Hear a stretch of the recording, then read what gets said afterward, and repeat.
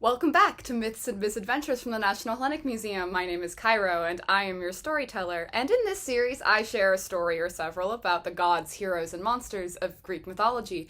And today I'm going to tell you a story about the hero most known for his exceptional musical ability, Orpheus and his wife, Eurydice. The version of the story that you'll be hearing today comes from our old friend D'Aulaire's book of Greek myths by Ingri Edgar Parin D'Aulaire. Information about the book is in the description of this video. Without further ado, let's get mythical.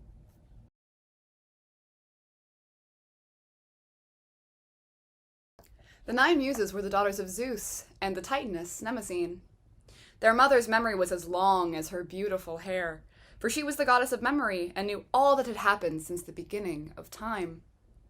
She gathered her 9 daughters around her and told them wondrous tales.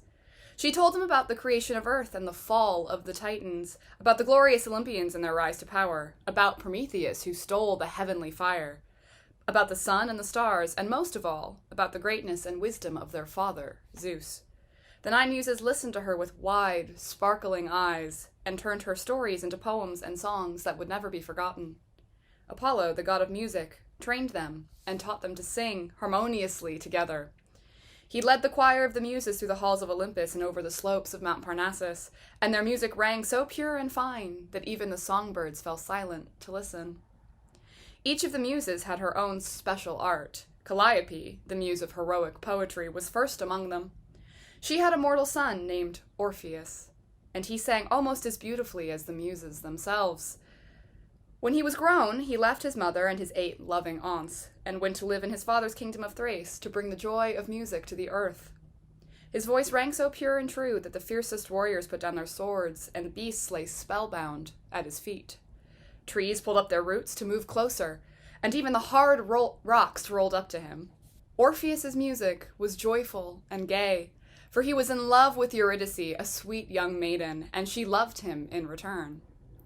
On the day of their wedding, his song swelled out, filled with happiness as his bride danced on light feet through the meadow. Suddenly, she trod on a snake and sank to the ground, dead by a poisonous bite. Hermes gently closed her eyes and led her away to the underworld. No more songs came from Orpheus's throat. No more tunes rang out of his lyre. All joy had gone out of his life. He had to have his Eurydice back. Weeping and grieving, Orpheus wandered about searching for an entrance to Hades, and when at the end of the world he found it, he did what no living man had ever done before. He went down to the realm of the dead to beg for the return of his beloved. His music had power to move rocks. It might also move the cold heart of Hades.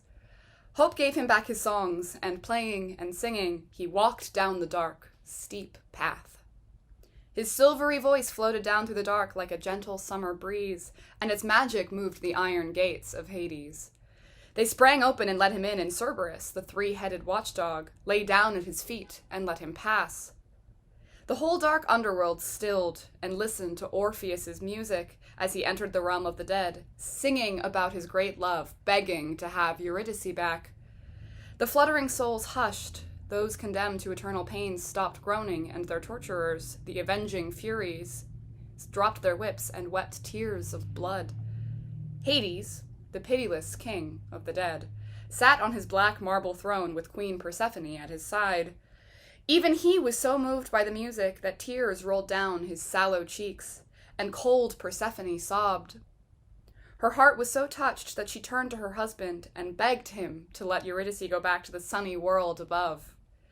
Hades gave his consent, but made one condition. Orpheus must not look back at his bride before they reached the realm of the living. She would walk behind him. But if he turned and looked at her, she must return to the underworld. Overcome with joy, Orpheus started up the dark path, and as his music faded into the distance, gloom again descended upon the underworld. The way was long, and as Orpheus walked on, doubt began to creep into his mind. Had Hades deceived him? Were the sounds he heard behind him really Eurydice's footsteps? He had almost reached the upper world and could already see the dim light ahead when he could bear his doubts no longer. He had to turn and see if she was really there. He saw her sweet face, but only for an instant, for again Hermes appeared at her side. he turned her about and led her back to the gloom below. Faintly, Orpheus heard her whisper farewell. He had lost her forever through his lack of faith. Orpheus never again found joy on earth. He wandered into the wilderness to grieve in solitude. He sang, but now his songs were so mournful that tears trickled down the cheeks of wild beasts and the willows wept. A band of wild nymphs stormed through the forest, shouting at Orpheus to join them. They yelled and carried on so loudly that they could not hear his silvery voice and were not touched by its magic. They wanted him to dance with them, but he had no heart for their revelry, and in a fury they threw themselves over him. They tore him to pieces and tossed his body into a river. The river stopped its gurgling to listen, for the haunting voice of Orpheus still issued forth from his dead lips as he floated down to the open sea. The Muses grieved over him. They searched the sea till they found his body on the shores of the island of Lesbos. There, they gave him a proper funeral, and at last he could rejoin his beloved Eurydice as a flitting ghost in the underworld. In addition to hearing about the great musician Orpheus and his beloved Eurydice today, you heard a little bit about the Nine Muses as well. The Nine Muses are very important to Greek mythology, for they believed that the Muses would visit especially creative or talented people to grant them their inspiration for their great works, such as Homer, the great poet. However, not all of the Muses represent things that we would consider, strictly speaking, artistic to a contemporary audience, and some of them fall more under more academic or scientific disciplines. Among them, the Nine Muses represent 9 very specific things. They represent the muse of epics, hymns, history, astronomy, lyrics, music, comedy, tragedy, and dance. I hope this very musical story today captured your imagination, and I look forward to sharing another story from Greek mythology with you soon. Until next time.